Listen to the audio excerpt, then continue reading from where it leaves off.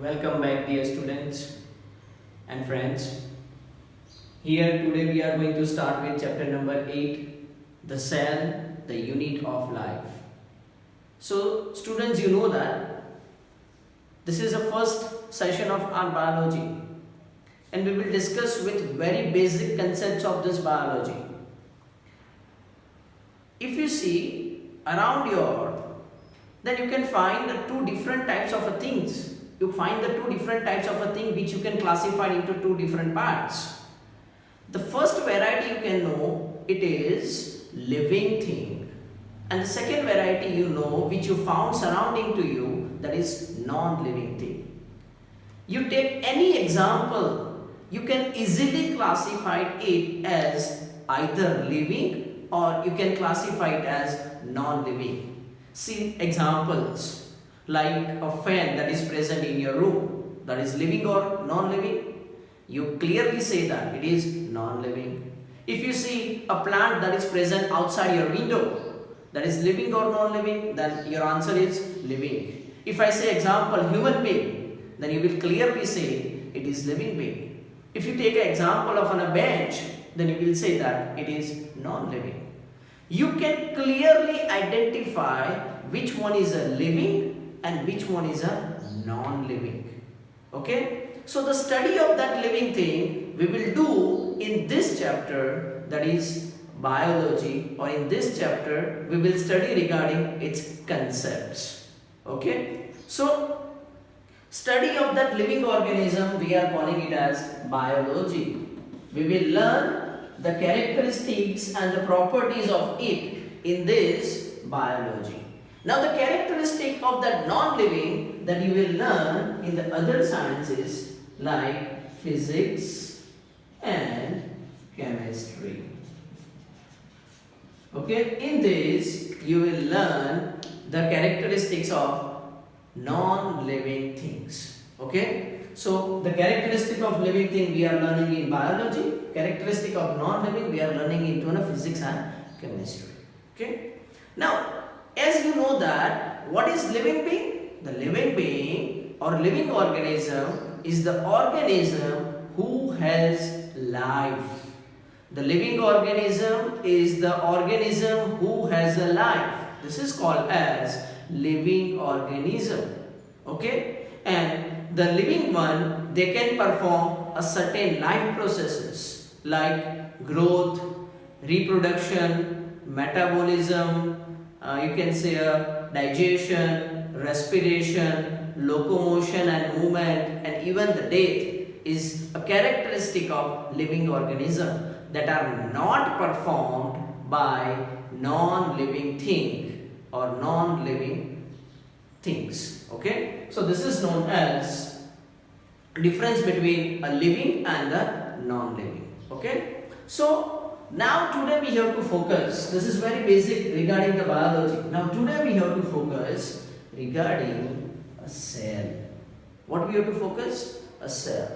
So if you see a living organism which is present surrounding to you, that all living organism that contain a basic one, what they contain? A cell.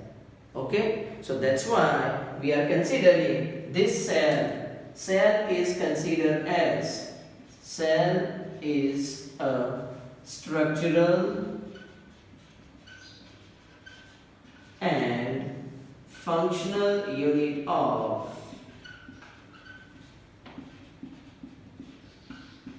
living organism. Cell is considered as structural as well as functional unit of living organism. This is a very basic unit which you can find in every living organism. This is a cell. It is a cell. Okay, so it is a structural and functional unit of all living organism. Okay, now based on number of cells, the living organisms can be classified into two types. Two types of living organism. Living organisms. Which are the two types of a living organism? These living organisms are classified into two types based on number of cell. Okay, The first is called as unicellular, and the second one it's called as multicellular. How many types of living organism? There are two types of a living organism, unicellular, and the second one is called as multicellular. Okay, what do you mean by a unicellular? Uni means one, cellular means cell. They possess how many cells? They possess one cell. Okay, they possess how many cells? One cell. They are called as unicellular living organism. The other one is multicellular living organism.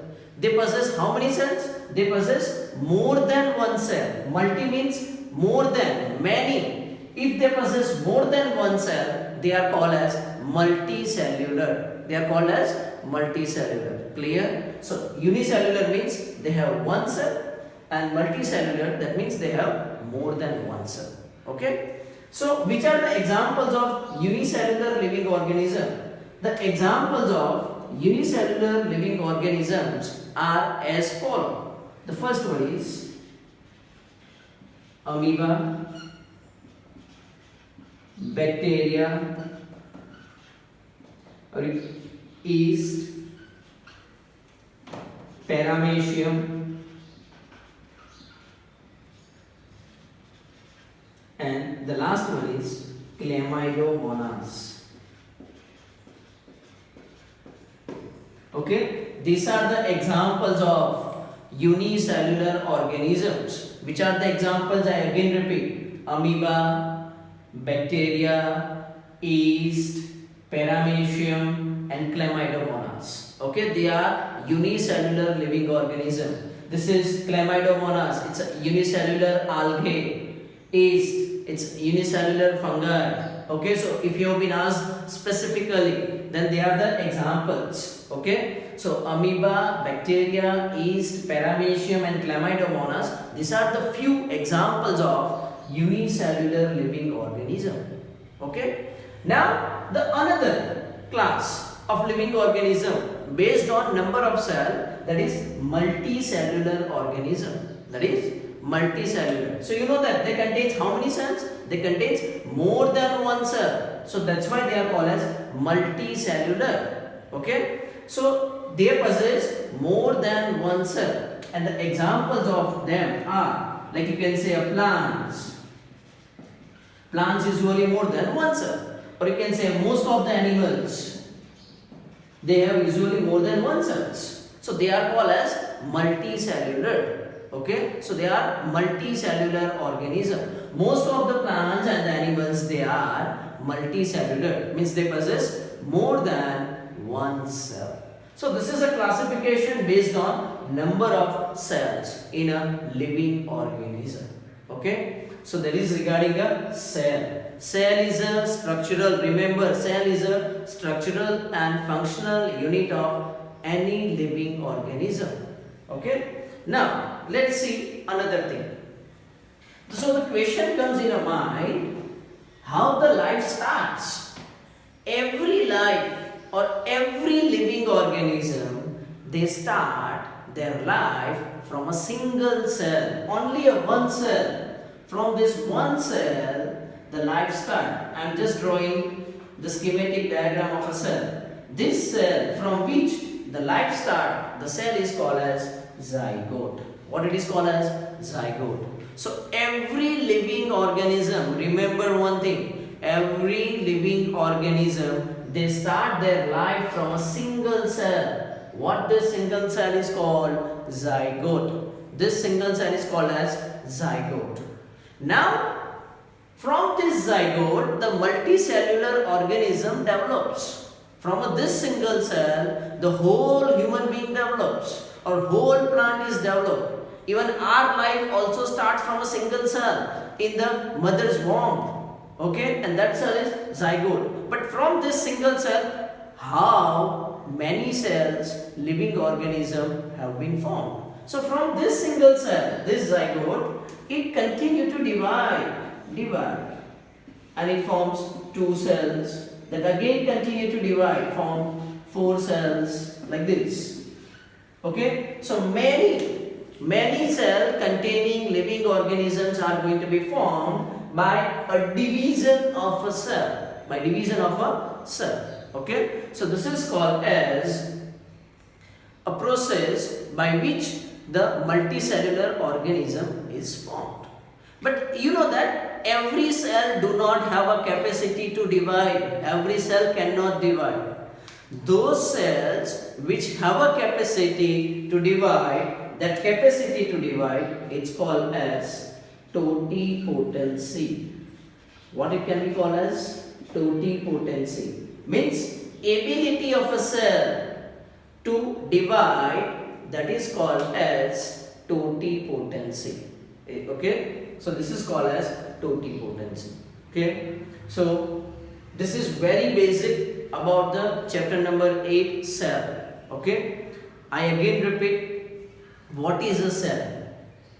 Okay, so what is a cell? Cell is a fundamental unit of any living organism.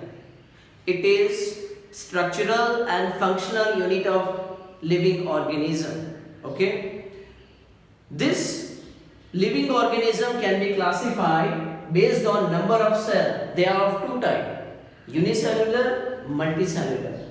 Unicellular means they possess the one cell, and the examples are amoeba, bacteria, yeast, paramecium, chlamydomonas. These are the examples. And the multicellular organisms means they possess the more than one cell. The examples are plants and animals. Now the question comes to our mind that unicellular organism, they possess only one cell. But can an organism with a one cell survive? Yes. So who are considered as just a unicellular organism?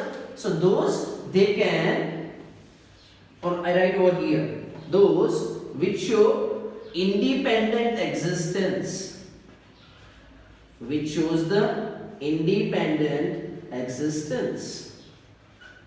Okay. The second one is it can function independently. So it can perform all the functions. This is considered as unicellular organism. Okay. The other one are not considered as unicellular organism. Unicellular organism means those organisms which can independently exist, or it can function independently, or it can perform the functions independently. They are considered as unicellular living organism. Okay, they are only just classified into a unicellular organism. Now the another thing, every life or every living organism, they start their life from a single cell. What it is called? Zygote. And this zygote continue to divide and it form multicellular organism. But every living organism or every cell do not have a capacity to divide. The capacity of a division, this is called as totipotency. What it is called? Totipotency. The capability of a cell to divide and produces the new individual, that capacity is called as totipotency. Okay, so this is about introduction of a cell.